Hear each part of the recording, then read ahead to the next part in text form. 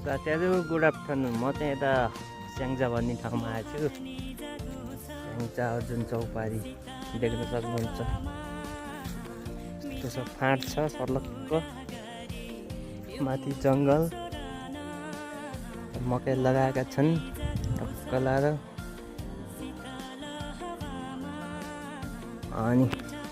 अनि साथीहरू एउटा पुल चाहिँ ठिकै छ, हेर्न सक्नुहुन्छ साथीहरू।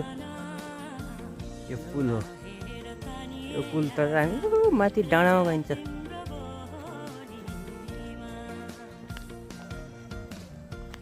म चाहिँ पुलमा हिँडेछु, पछाडि मकै लगाएछन् खेतै खेत। पुल चाहिँ यही ल हेर्नुहोस्, गजापु छ नि त हो। हाई गर्नु खोइ, वाट्सएप।